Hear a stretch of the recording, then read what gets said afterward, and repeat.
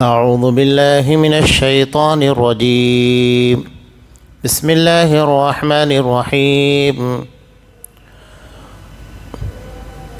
ولا تؤتوا السفهاء أموالكم التي جعل الله لكم قياما وارزقوهم فيها واكسوهم وقولوا لهم قولا معروفا وابتلوا اليتامى حتى إذا بلغوا النكاح فإن آنستم منهم رشدا فادفعوا إليهم أموالهم ولا تأكلوها إسرافا وبدارا أن يكبروا ومن كان غنيا فليستعفف ومن كان فقيرا فليأكل بالمعروف فإذا دفعتم إليهم أموالهم فأشهدوا عليهم وكفى بالله حسيبا.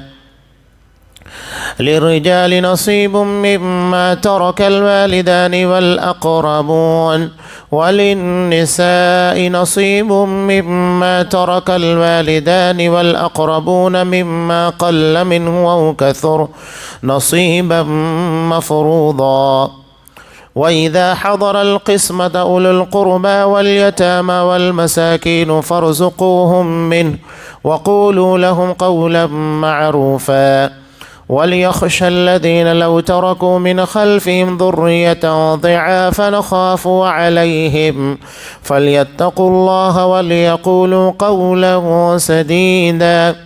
إن الذين يأكلون أموال اليتامى ظلما إنما يأكلون في بطونهم نارا وسيصلون سعيرا.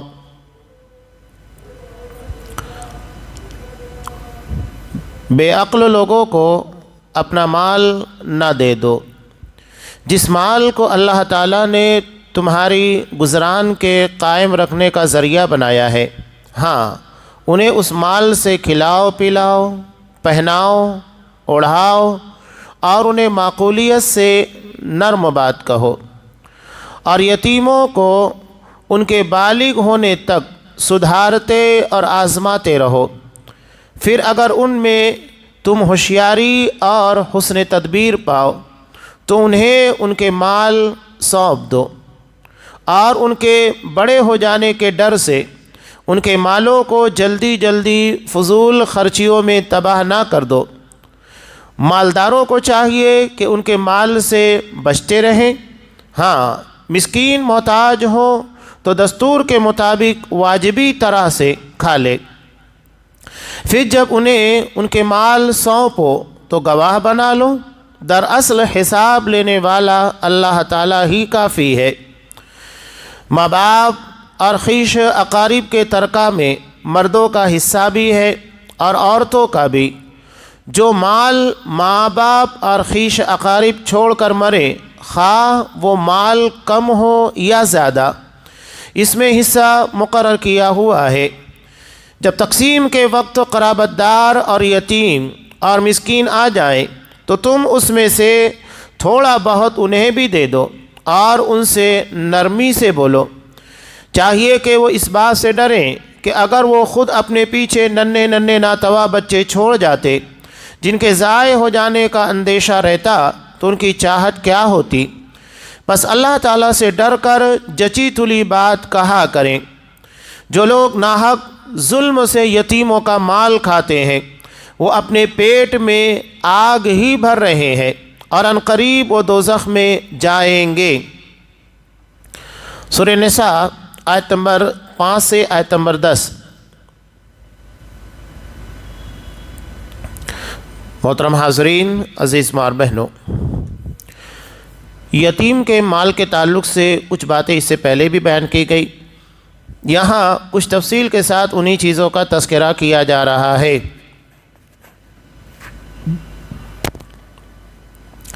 اللہ نے یتیموں کے تعلق سے کہا وَلَا تُؤْتُوا السُّفَهَاءَ أَمْوَالَكُمُ الَّتِي جَعَلَ اللَّهُ لَكُمْ قِيَامًا. بے عقل یعنی جو سمجھدار نہ ہو، جنہیں تجارت کرنے، مال خرچ کرنے، ان تمام چیزوں کا شعور نہ ہو، ان لوگوں کو اپنا مال نہ دے دو جس مال کو اللہ تعالیٰ نے تمہاری گزران کے قائم رکھنے کا ذریعہ بنایا، معیشت جس کے پر ہماری زندگی چلتی ہے، وَارْزُقُوهُمْ فِيهَا، اس مال سے انہیں کھلاؤ پلاؤ پہناؤ اڑھاؤ اور معقولیت سے نرم بات کہو۔ یہ یتیموں کے تعلق سے قرآن مجید نے حکم دیا، یعنی جب تک ان لوگوں کے اندر شعور نہیں آتا مال کتنا خرچ کرنا ہے، کیسے خرچ کرنا ہے، مال کیسے کمانا ہے، کیسے پروفٹ لانا ہے، یہ تمام چیزیں جب تک ان لوگوں کے اندر نہیں آ جاتی ہے تو مال اپنے ہاتھ میں رکھو، یعنی جو گارجین ہوگا۔ نبی کریم صلی اللہ علیہ وسلم کو دیکھیے، وہ بھی یتیم تھے، آپ کی پیدائش سے پہلے باپ کا انتقال ہو گیا، 6 سال کی عمر میں ماں بھی انتقال کر گئی، اب دادا عبد المطلب انہیں اپنی پرورش کے اندر لے کر رکھے ہوئے تھے، لیکن جب ان کا انتقال ہونے لگا تو ابو طالب کو ذمہ داری دے دی۔ نبی کریم صلی اللہ علیہ وسلم کا معاملہ ایسا نہیں تھا کہ ابو طالب کے پر آپ بوجھ تھے، نہیں، بلکہ انہیں احساس تھا کہ میرے چچا کثیر العیال ہے، بال بچے بہت زیادہ تھے اور کمانے والے اکیلے تھے، تو ایسے میں خود محمد صلی اللہ علیہ وسلم کا خرچ اٹھانا یہ ان لوگوں کے لیے بڑا مسئلہ تھا۔ تو آپ صلی اللہ علیہ وسلم کیا کرتے تھے، مکہ والوں کی بکریاں لے جا کر چند کیرات کے پر چرایا کرتے تھے، اور جو آمدنی ہوتی تھی اسے اپنے چچا کو دیتے تاکہ ان کا ہاتھ بٹھ جائے اور ان کے پر بوجھ نہ بنے۔ تو آپ صلی اللہ علیہ وسلم نے بھی اپنی زندگی کو یتیمی کی حالت میں گزارا۔ تو یتیم سماج کا ایسا شخص ہوتا ہے جو حقیقت میں بے سہارا ہوتا ہے، سب سے بڑا سہارا باپ کی شکل میں ختم ہو جاتا ہے، اس لیے کہ آپ دیکھیے گا کہ باپ اپنے بیٹے کے تئیں جو محبت رکھتا ہے وہ کوئی اور نہیں رکھتا۔ باپ جس طرح اپنے بیٹے کی پرورش میں، کامیابی میں، تعلیم میں، تربیت میں، کاروبار کی ترقی میں محنت کرتا ہے، کوئی نہیں کرتا ہے، بلکہ باپ یہ چاہتا ہے کہ جتنی ترقی میں نے دنیا میں کی ہے میرا بیٹا، میری اولاد اس سے کہیں زیادہ ترقی کرے، اور باپ اپنے بیٹے کی کامیابی کو، ترقی کو اپنی کامیابی سمجھتا ہے، بلکہ اسے بیٹے سے زیادہ خوشی ہوتی ہے، اتنا احساس ہوتا ہے۔ تو یہ رشتہ اللہ تبارک و تعالیٰ نے بہت حساس اور بہت اہمیت والا بنایا۔ تو باپ کے دنیا سے چلے جانے کے بعد یقینی طور کے پر یتیم کے پر بہت بڑی مصیبت آتی ہے، جو اس کی پوری زندگی کی تربیت، تعلیم اور اس کے مستقبل کو سنوارتا ہے، ایک سہارا ہوتا ہے۔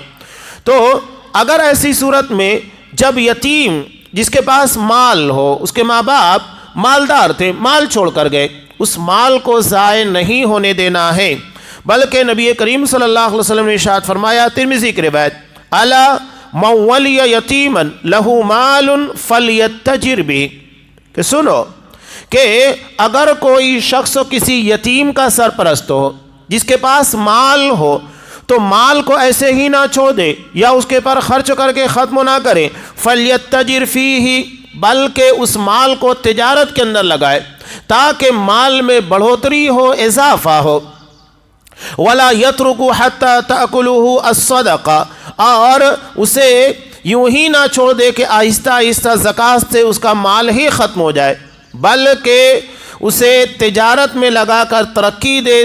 تجارت کا ایک بڑا فائدہ یہ ہوگا، جس کے اندر مال لگا ہوا ہوگا، مثال کے طور پر اگر اس یتیم کے مال کو دکان کے اندر لگا دیا، کوئی کاروبار کے اندر لگا دیا، تو مال تو بڑھتا رہے گا، لیکن دوسرا بڑا فائدہ یہ ہوگا کہ اس یتیم کو ایک کاروباری ذریعہ مل جائے گا، میرا مال یہاں لگا ہوا ہے، میں اس کے پر محنت کرتے ہوئے آگے بڑھ جاؤں گا، تو دونوں فائدہ ہوتا ہے، مال بھی بڑھے گا، بڑھنے کے ساتھ ساتھ جب یتیم بلوغت کی انتہا کو پہنچے گا، بالغ ہو جائے گا، تب اسے ایک کاروبار ملے گا جس کے پر وہ مزید محنت کر کے اپنے مال کو آگے بڑھا سکتا ہے۔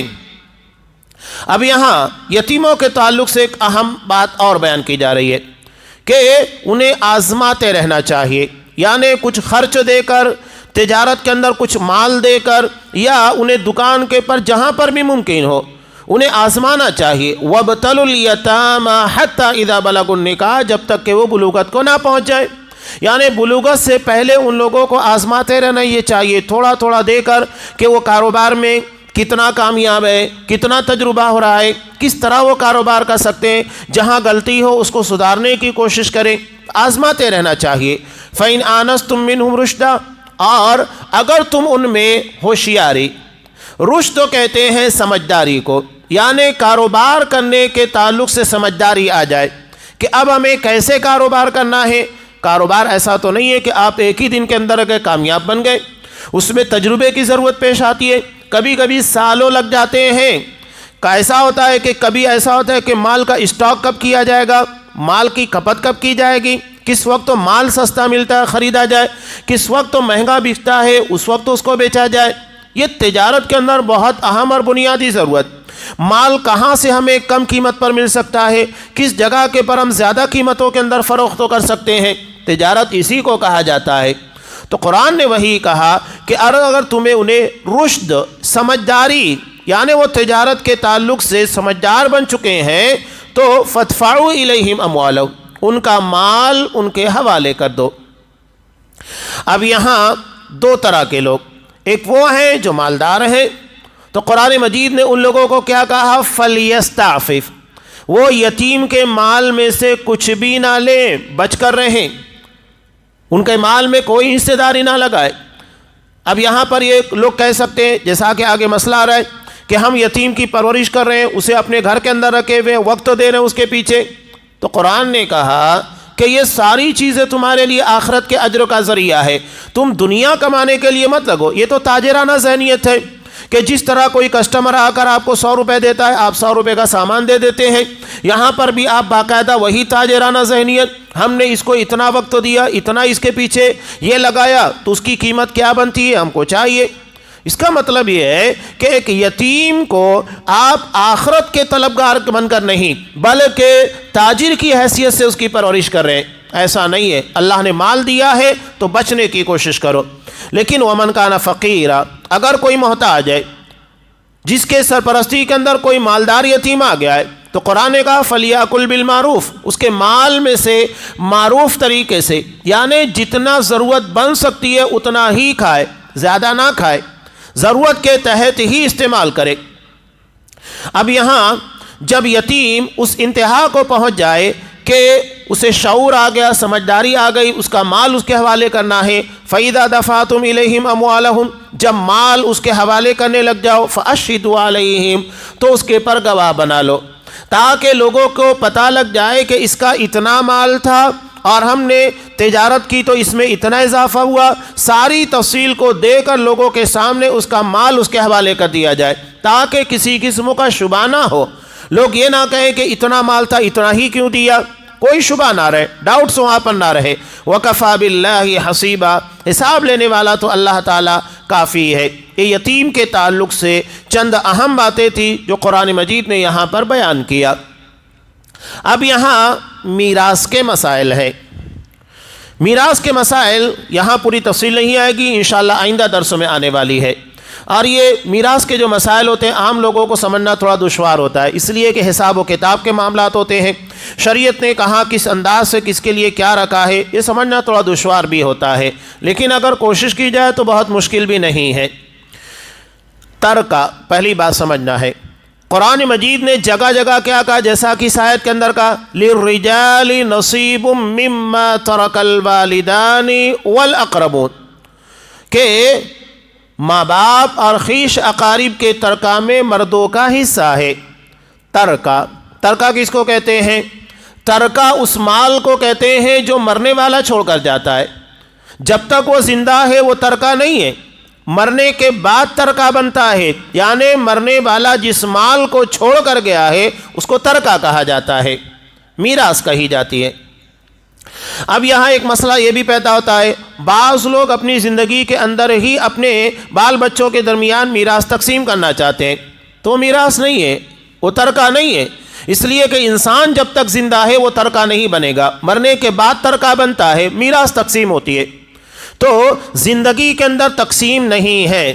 ایک بات یاد رکھیے گا، اب بعض جگہ کے پر لوگوں کو خطرہ ہوتا ہے، جیسا کہ دکتور فضل الرحمن مدنی رحم اللہ نے کہا کہ اگر کسی کو خدشہ ہے، اب بہن بھائیوں کے درمیان ہو سکتا ہے کہ کوئی بھائی ظالم ہو، وہ زیادہ مال ہڑپ کرنا چاہتا ہو، ہوتا بھی اس طریقے سے معاملات پیدا بھی ہوتے، تو اگر باپ کو خدشہ ہو کہ میرے مرنے کے بعد میراث کو صحیح طور پر تقسیم نہیں کیا جائے گا اور ڈر ہو کہ بال بچوں کے درمیان انصاف نہیں ہو پائے گا جو شرعی اعتبار سے ہونا چاہیے، تو اپنی زندگی کے اندر وہ اپنے مال کو بچوں کے درمیان تقسیم کرے گا، لیکن وہ میراث نہیں ہوگی بلکہ وہ عدل ہوگا، تقسیم ہوگی۔ اور اس بات کی دلیل لڑکی کو بھی اتنا ہی دیا جائے گا، لڑکے کو بھی برابر دیا جائے گا، اس لیے کہ وہ زندگی کا معاملہ ہے، یہ ہبہ ہے، عطیہ بن جاتا ہے، یہ میراث نہیں ہوگا۔ میراث کو جس طرح تقسیم کیا جاتا ہے، باپ اپنی زندگی میں اپنے مال کو بال بچوں کے درمیان ویسے تقسیم نہیں کرے گا، بلکہ اس بارے میں بخاری کی جو روایت ہے حضرت نعمان بن بشیر رضی اللہ تعالیٰ عنہ سے مروی، یہ بنیادی دلیل ہے کہ ایک مرتبہ ان کے والد حضرت بشیر رضی اللہ تعالیٰ عنہ نے ان کی ماں کے کہنے کے پر حضرت نعمان کو ایک غلام دینا چاہا ہدیے کے طور پر۔ تب ان کی ماں نے کہا کہ اس بات کے پر نبی کریم صلی اللہ علیہ وسلم کو گواہ بنا لو، تو حضرت بشیر رضی اللہ تعالیٰ عنہ اس بارے میں آپ صلی اللہ علیہ وسلم سے آ کر بات کی۔ آپ صلی اللہ علیہ وسلم نے کہا کہ بشیر، کیا نعمان کے علاوہ بھی تمہاری اولاد ہے؟ تو انہوں نے کہا کہ ہاں، میرے اور بھی بال بچے ہیں۔ آپ صلی اللہ علیہ وسلم نے سوال کیا، کیا تم نے اپنے تمام بچوں کو ایک ایک غلام دیا ہے؟ تو کہا کہ نہیں، میں صرف نعمان کو دے رہا ہوں۔ تب آپ صلی اللہ علیہ وسلم نے کہا کہ جاؤ، میں ظلم موقع پر گواہ نہیں بنتا۔ اور دوسری روایت میں ہے نبی کریم صلی اللہ علیہ وسلم نے ارشاد فرمایا واتقوا اللہ واعدلوا بین ابنائکم، اللہ سے ڈرو اور اپنے بچوں کے درمیان انصاف کرو، عدل کرو۔ نیز دوسری روایت کے اندر ہے کہ اللہ تبارک و تعالیٰ قیامت کے دن اپنے داہنے طرف، عرش کے داہنی طرف نور کے ممبروں کے پر ان لوگوں کو بٹھائے گا الذین یعدلون فی اولادہم وما ولوا، جو لوگ اپنی اولاد اور جن جن ذمہ داریوں کو ان کے حوالے کیا جاتا ہے اس میں عدل کرتے ہیں، ان لوگوں کو رحمان کے عرش کے داہنی طرف نور کے ممبروں کے پر جگہ دی جائے گی۔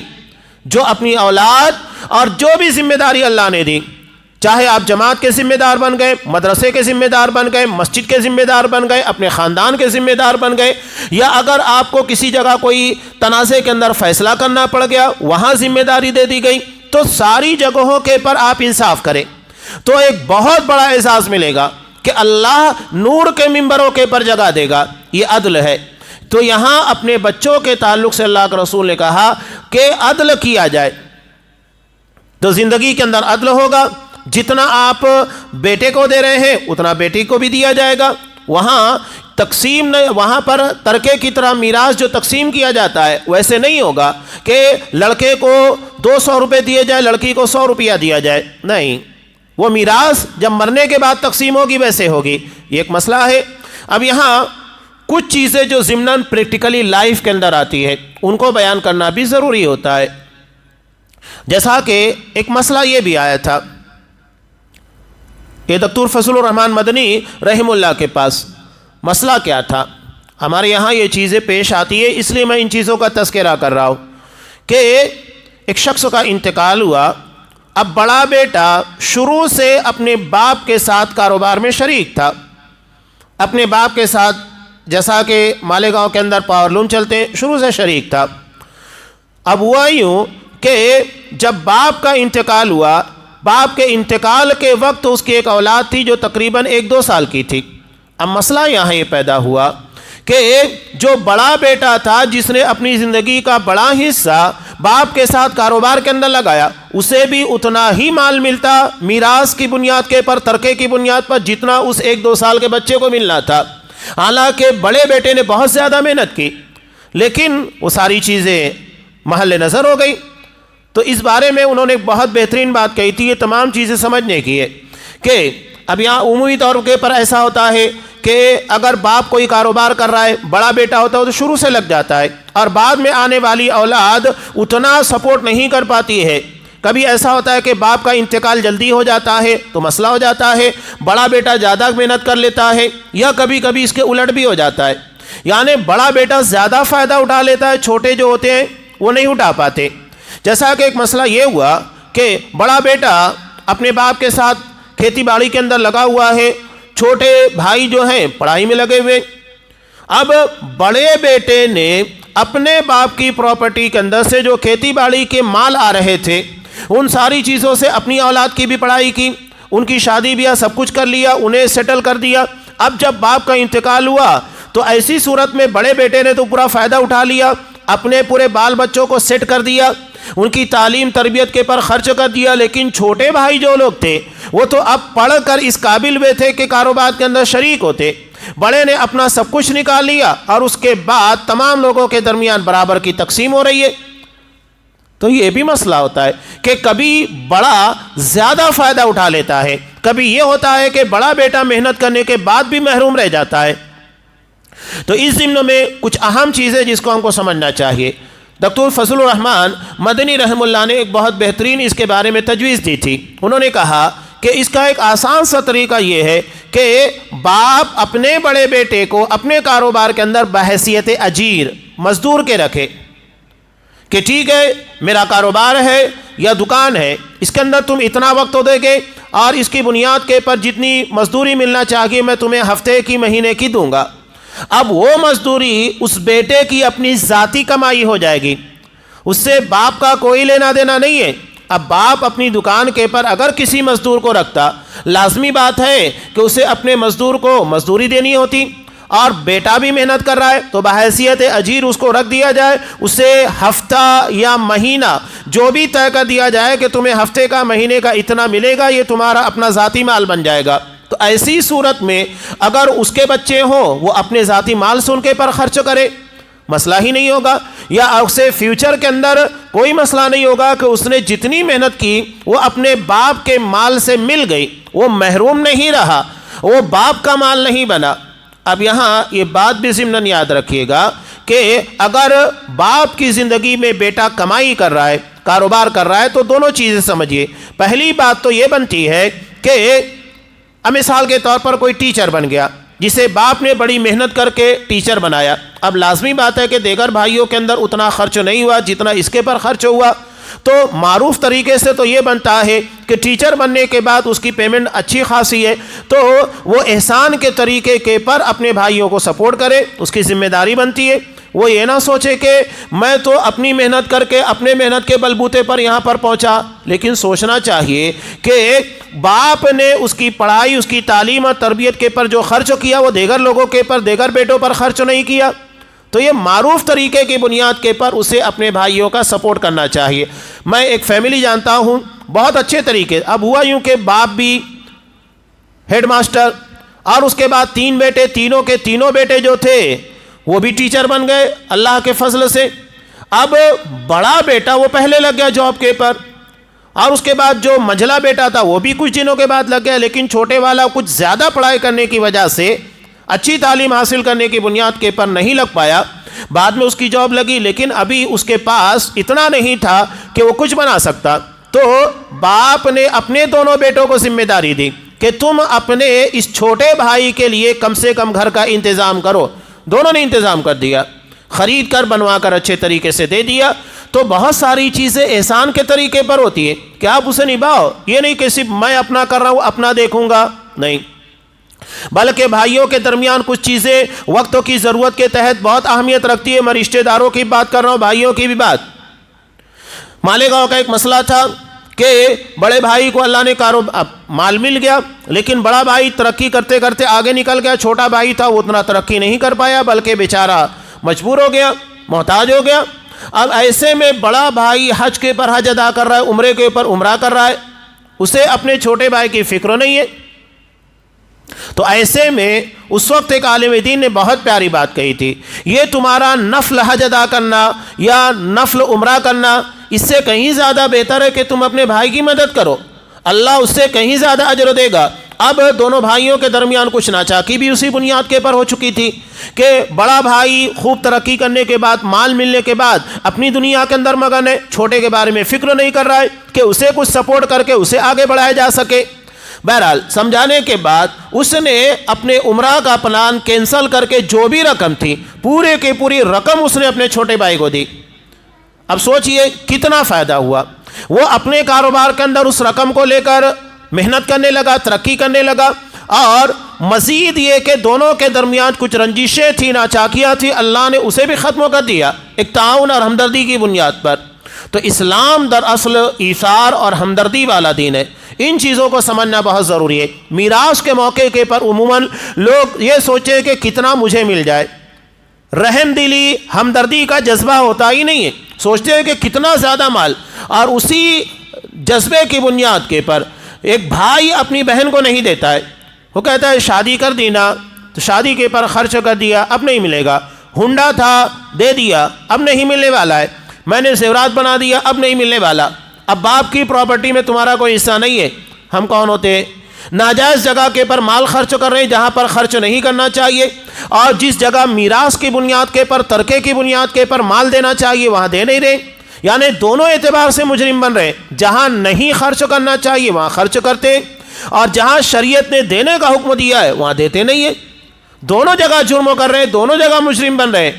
تو اب یہاں یہ جو مسائل بیان کیے جا رہے ہیں، قرآن نے دو چیزیں بیان کی، اسے سمجھ لیجئے۔ ایک ہے للرجال نصیب مما ترک الوالدان والاقربون، مرد کے لیے اس کے ماں باپ اور اس کے رشتہ داروں کے چھوڑے ہوئے مال میں حصہ ہے، اور وللنساء نصیب مما ترک الوالدان والاقربون، عورتوں کے لیے اس کے رشتہ دار اور ماں باپ کے چھوڑے ہوئے مال میں حصہ ہے۔ یعنی شوہر یہ اپنے قریبی رشتہ داروں سے مال پائے گا، میراث پائے گا، بیوی کی پراپرٹی میں سے، بیوی کے جو رشتہ دار ہے اس کی پراپرٹی میں شوہر کا حصہ نہیں ہے، یعنی بیوی کی ماں کا انتقال ہو جائے، باپ کا انتقال ہو جائے، باپ کا انتقال ہو بھائی کا، اور ادھر سے کچھ ملنے والا ہے تو وہ بیوی کو ملے گا، اس لیے کہ وہ بیوی کے رشتہ دار ہیں، قرآن نے وہی بتایا۔ اور جو شوہر کے رشتہ دار ہیں انہیں شوہر کے اس کو ملنے والا ہے، اس میں بیوی پارٹنر بننے والی، حصہ دار بننے والی نہیں ہے، دونوں کے ڈپارٹمنٹ الگ الگ ہے، دونوں کے رشتہ دار الگ الگ ہیں، اور وہ اپنے قریبی رشتہ داروں سے حصہ پائیں گے۔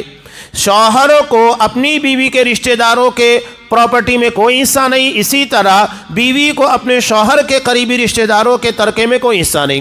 کلیئر بات ہے، قرآن نے دونوں کو الگ الگ کر دیا، نصیبا مفروضا، یہ حصہ مقرر کر دیا گیا ہے۔ اب یہاں ایک بات یاد رکھیے گا کہ یہ جو میراث ہے اللہ نے جو طے کیا ہے اسے ضائع نہیں کرنا چاہیے، اللہ نے جو طے کیا ہے اسی بنیادوں کے پر دیا جائے۔ آپ صلی اللہ علیہ وسلم نے کہا کہ اللہ نے احکامات دیے اسے ضائع کرنے کی کوشش مت کرو، میراث بھی اللہ کا حکم ہے، لہذا اسے ضائع نہیں کرنا ہے، جو شریعت نے بتایا ہے ویسے ہی ہم کو عمل کرنا ہے۔ تو یہ بہت اہم ذمہ داری ہے، میراث کے بارے میں کوتاہیاں نہ برتی جائے۔ اب یہاں میراث کے تعلق سے بنیادی باتیں آپ سمجھ لیجئے۔ میت کے انتقال کے بعد سب سے پہلے اس کے کفن دفن کا قرض کا اہتمام ہوگا، یعنی اگر میت نے کسی سے قرض لیا ہے تو پہلے اس کی پراپرٹی کے اندر سے وہ قرض ادا کیا جائے گا۔ ہاں الا یہ کہ اگر بیٹے کہیں ٹھیک ہے ہم اس قرض کو اپنے ذمے لے لیتے ہیں، ہم اس کو ادا کر دیں گے، تب کوئی بات نہیں، ورنہ پہلے قرض کو ادا کیا جائے گا، سب سے اہم چیز، اس کے بعد تجہیز اور تکفین اور تدفین، یہ تمام چیزیں بھی میت کے مال میں سے دی جائے گی۔ ہاں اگر اس کے رشتہ دار یہ کہیں کہ نہیں ہم اس کی تجہیز، تکفین اور تدفین کی ذمہ داری لیتے ہیں، جو بھی خرچ ہوگا وہ ہم ادا کریں گے، یہ شرعی ضابطہ ہے، پہلے میت کے مال میں سے لیا جائے گا، اور اگر کوئی اور کھڑا ہو جاتا ہے تو کوئی مسئلہ نہیں ہے، وہ ذمہ داری وہ اٹھا لے گا، اس کے ذمے ہو جائے گی۔ اب جو مال بچتا ہے پھر وہ ترکہ یہ رشتہ داروں کے درمیان تقسیم کیا جائے گا۔ تو پہلے ان ساری چیزوں کی ادائیگی ہے، یہ نہیں کہ پہلے پراپرٹی کو تقسیم کر لیا جائے بعد میں دیکھا جائے کتنا قرضہ ہوگا اس کو ادا کریں گے، نہیں، سب سے پہلے میت کا قرض ادا کیا جائے گا۔ اور یہ قرض اتنی اہم چیز ہے، نبی کریم صلی اللہ علیہ وسلم نے ارشاد فرمایا کہ میت کے سارے گناہ، بلکہ شہید کے بارے میں کہا شہید کے سارے گناہ کو اللہ معاف کر دیتا ہے سوائے قرض کے، قرض معاف نہیں ہوتا جب تک کہ وہ قرض نہیں ادا ہوگا، اس کا معاملہ معلق ہوگا، لٹکا ہوا ہوگا، اس کے معاملات آگے نہیں بڑھیں گے۔ قرض اتنا اہم معاملہ ہے، یہ نہیں کہ آپ نے قرض لے لیا بھول گئے چھوڑ دیا، نہیں، بلکہ اسے ادا کرنے کے بارے میں فکر کرنا چاہیے۔ تو یہ ایک اہم مسئلہ۔ اس ضمن میں ایک روایت ہے بخاری کی، حضرت سعد بن ابی وقاص رضی اللہ تعالیٰ عنہ فتح مکہ کے موقع پر سخت بیمار ہو گئے، وصیت کا ایک اہم حکم ہے۔ عرب کے اندر پہلے جاہلیت کے اندر کیا تھا؟ جاہلیت میں ایسا تھا کہ اگر کوئی کسی کا قریبی رشتہ دار انتقال کر جاتا تو اس کے جو بھائی ہوتے تھے پورے مالکے پر قبضہ کر لیتے. وہ نہ تو بچوں کو دیا کرتے تھے نہ بیوی کو دیا کرتے تھے، بلکہ بیوی کو تو پراپرٹی بنا لیا جاتا، چاہتے تو اس سے شادی کر لیتے ورنہ یوں ہی بھگا دیتے. یعنی ایک بیوہ کو سماج اور معاشرے کے اندر ایسا بنا دیا گیا تھا کہ شوہر کے مرنے کے بعد بیچاری مجبور ہو جاتی ہے، کچھ نہیں کر سکتی. نہیں، اسلام نے اسے عزت دی، اسے مال عطا کیا، بلکہ آگے آپ کو مسائل آنے والے ہیں کہ مرنے والے کی پراپرٹی میں 8واں حصہ اگر میت کی اولاد ہے تو ایسی صورت میں 8واں حصہ یعنی پوری پراپرٹی کا 8 حصہ کیا جائے گا، 8واں حصہ بیوی کو دیا جائے گا. اس کے بعد بقیہ میراث کو بچوں میں تقسیم کیا جائے گا. اور اگر اولاد نہیں ہے تو ایسی صورت میں بیوی کو 4واں حصہ دیا جائے گا. پہلے شریعت نے بیوی کو ذمہ داری دی، اس کے حق کو ادا کرنے کا حکم دیا، اس کے بعد آپ بات آگے ادا کی. یہاں وصیت کے تعلق سے ایک اہم روایت جسے امام بخاری رحمۃ اللہ علیہ نے روایت کیا ہے. حضرت سعد بن ابی وقاص رضی اللہ تعالیٰ عنہ فتح مکہ کے موقع پر سخت بیمار ہوئے. انہوں نے رسول کریم صلی اللہ علیہ وسلم سے عرض کیا کہ میرے پاس بہت سا مال ہے اور ایک بیٹی کے علاوہ کوئی وارث نہیں ہے، میں اپنا سارا مال اللہ کی راہ میں صدقہ کرنا چاہتا ہوں. آپ صلی اللہ علیہ وسلم نے انہیں اجازت نہیں فرمائی، نہیں اجازت دی. پھر انہوں نے نصف آدھے مال کو اللہ کی راہ میں تقسیم کرنے اور اس کی راہ میں خرچ کرنے کی اجازت طلب کی، آپ نے اجازت نہیں دی. اس کے بعد انہوں نے 1/3 کی اجازت مانگی. 1/3 یعنی 1/3، 3 میں سے 1 حصہ. تو آپ صلی اللہ علیہ وسلم نے یہ فرما کر اجازت دی کہ یہ بھی زیادہ ہے، یعنی اولاد کو مالدار چھوڑنا ان کو محتاج چھوڑنے سے کہیں زیادہ بہتر ہے. اب یہاں ثلث یعنی 1/3، 1/3 اتنا مال ہم وصیت کر سکتے ہیں، لیکن اللہ کے رسول نے جیسا کہ کہا کہ 1/3 بھی زیادہ ہے تو اس میں سے کچھ کم کر دینا چاہیے. پورا 1/3 مال اس کی وصیت نہیں کرنا چاہیے. یہ وصیت کے تعلق سے ایک اہم روایت. اب آگے جو مسئلہ آ رہا ہے اس ضمن میں اس روایت کو یہاں بیان کیا گیا ہے. ہمارے یہاں ایک مسئلہ پیدا ہوتا ہے، دادا کی پراپرٹی میں پوتے یا پوتیوں کا حصہ. ٹھیک ہے، شرعی اعتبار سے اس کی کوئی دلیل موجود نہیں ہے کہ دادا کی پراپرٹی کے اندر پوتے یا پوتیوں کو دیا جائے. دادا کی پراپرٹی میں بیٹے کا حق ہوتا ہے، پوتے پوتیوں کا نہیں ہوتا ہے. لیکن مسئلہ کب پیدا ہوتا ہے؟ مسئلہ اس وقت تو پیدا ہوتا ہے کہ جب باپ کی زندگی میں اس کا بیٹا جو شادی شدہ تھا، اس کی اولاد تھی، اس کا انتقال ہو جائے. ایسے ہوتے ہیں معاملات کہ دادا کی زندگی میں بیٹے کا انتقال ہو جاتا ہے، پوتے موجود ہے، یعنی بیچ کی جو کڑی ہوتی ہے وہ کٹ جاتی ہے. دادا اور پوتے کے درمیان بیٹا ہوتا ہے، وہ نکل جاتا ہے، اس کا انتقال ہو جاتا ہے. اب چونکہ بیٹا دنیا سے چلا گیا، اس کی وفات واقع ہو گئی، اب اسے بھی حصہ نہیں ملے گا. زندہ ہوتا تو حصہ ملتا، مر چکا ہے تو حصہ نہیں ہے. تو کیا کیا جائے؟ اب بیٹے یتیم ہیں اس لیے کہ باپ انتقال کر چکا ہے. قرآن مجید نے اسی کے تعلق سے یہاں پر کہا وَإِذَا حَضَرَ الْقِسْمَةَ أُولُو الْقُرْبَى وَالْيَتَامَى وَالْمَسَاكِينَ فَارْزُقُوهُم مِّنْهُ وَقُولُوا لَهُمْ قَوْلًا مَّعْرُوفًا. جب تقسیم کے وقت قرابت دار اور یتیم اور مسکین آ جائیں تو تم اس میں سے تھوڑا بہت انہیں بھی دے دو اور ان سے نرمی سے بولو. یہ میراث تقسیم کرنے سے پہلے قرآن نے حکم دیا کہ پہلے پوتے اور پوتیوں کو کچھ دے دو، اس لیے کہ وہ یتیم ہیں. یہ قرآن کا حکم ہے. اور وصیت کے تعلق سے علماء یہی کہتے ہیں کہ وصیت انہی لوگوں کے لیے ہے جو میراث سے محروم ہو جاتے، ورنہ جن لوگوں کے لیے اللہ نے میراث رکھا ہے انہیں وصیت کی ضرورت نہیں. آپ صلی اللہ علیہ وسلم نے کہا الا لا وصیت لوارث، وارث کے لیے کوئی وصیت نہیں ہے، اس لیے کہ شریعت اس کو حصہ دے رہی ہے تو اسے وصیت کی ضرورت کا ہے. اب جیسا کہ باپ اپنے بیٹے کے لیے بیٹیوں کے لیے وصیت نہیں کر سکتا ہے، اس لیے کہ شرعی اعتبار سے باپ کے مرنے کے بعد ان کو حصہ ملنے والا ہے، انہیں کوئی وصیت نہیں کرنا ہے. وصیت کن لوگوں کے بارے میں کی جائے گی کہ آپ مسجد کو دینا چاہتے ہیں، مدرسے کو دینا چاہتے ہیں، یا آپ کے قریبی رشتہ داروں میں کوئی ایسا ہے جسے تمہارے مال میں سے حصہ نہیں ملے گا، اس لیے کہ قریبی رشتہ دار کی موجودگی میں دور کے رشتہ دار محروم ہو جاتے ہیں. اب جیسا کہ بیٹا موجود ہے، بیٹی موجود ہے، بیوی موجود ہے، تو پراپرٹی انہی لوگوں کے درمیان تقسیم ہوگی. بھائی موجود ہے، اس کے درمیان تقسیم ہوگی. اب اگر کوئی چچا زاد بھائی ہے، خالہ زاد بھائی ہے، پھوپھی زاد بھائی ہے یا کوئی اور ہے تو اس کے درمیان تو تقسیم نہیں ہوگی. تو ان لوگوں کے لیے وصیت رکھی گئی ہے کہ اپنے 1/3 مال سے کم میں ان لوگوں کے لیے اگر آپ چاہیں تو وصیت کر سکتے ہیں کہ ان کو اتنا مال دے دیا جائے. تو یہ وصیت ہے. یا اللہ کی راہ میں صدقہ کر دیا جائے، مسجد کے لیے، مدرسے کے لیے، یا لوگوں کو دواخانہ، ہاسپٹل، غریب غربا کی مدد کے لیے، ایسے کچھ بھی کاموں کے اندر جو جائز ہوتے لگایا جا سکتا ہے. وصیت انہی چیزوں کے لیے. ایک بہت بڑا مسئلہ عام طور سے پیدا ہوتا ہے کہ دادا کی پراپرٹی میں پوتے کو حصہ دیا جائے یا نہ دیا جائے. تو دادا کی ذمہ داری بنتی ہے کہ اگر اس کی زندگی میں اس کے بیٹے کا انتقال ہو گیا اور اس کے جو پوتے اور پوتیاں ہیں وہ بیچارے کمانے کھانے کے لائق نہیں ہے، یا ان لوگوں کے پاس اتنا مال نہیں ہے جس کی بنیاد کے پر آگے کی زندگی گزر سکے، تو دادا کی ذمہ داری بنتی ہے کہ وہ پراپرٹی کے اندر اپنے یتیم پوتے اور پوتیوں کے تعلق سے وصیت کرے کہ انہیں اتنا مال دو. قرآن بھی کہہ رہا ہے مال تقسیم کرنے سے پہلے ان لوگوں کو کچھ نہ کچھ دے دو. اچھی بات کہو، یعنی ذہنی طور کے پر بھی ٹارچر نہ کہو، اچھے انداز سے ان لوگوں سے باتیں کرنا چاہیے. یہ ایک بہت اہم مدعا تھا قرآن مجید نے جسے پراپرٹی کا تقسیم کرنے سے بیان کر دیا. قرآن کتنے اچھے انداز میں اس چیز کو بیان کر رہا ہے.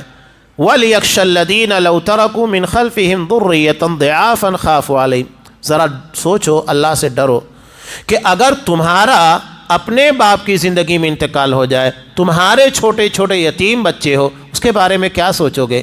تمہیں فکر نہیں ہوگی میرے بچوں کا کیا ہوگا؟ تو اسی طرح دوسروں کے بارے میں سوچو جس کا انتقال ہو گیا اور اس کے یتیم بچے ہیں، اس نے پراپرٹی نہیں چھوڑی اس لیے کہ باپ کی پراپرٹی ہی اصل تھی. تو دادا کی ذمہ داری بن جاتی ہے کہ وہ ان یتیم پوتے اور پوتیوں کے تعلق سے وصیت کرے اپنے مال کے اندر.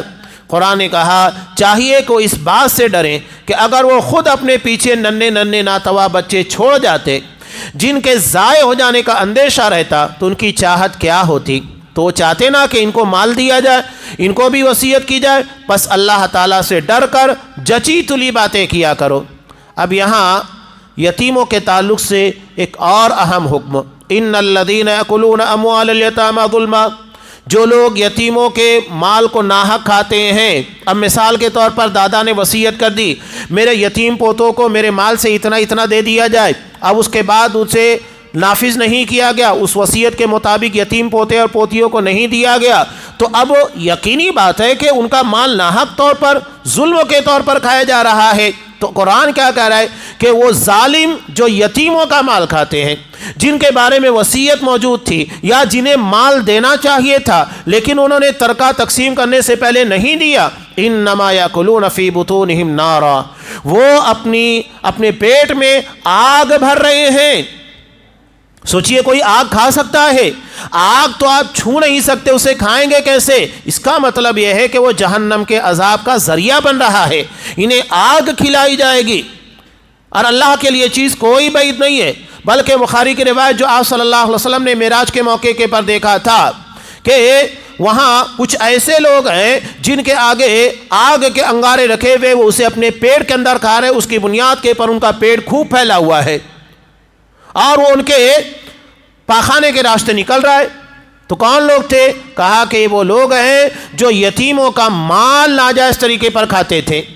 اسلام ہمیں ہمدردی کی اور خیرخواہی کی تعلیم دیتا ہے، وہ دوسروں کے ساتھ احسان کرنے کا حکم دیتا ہے، مال کو ناجائز طریقے سے کھانے کا حکم نہیں دیتا.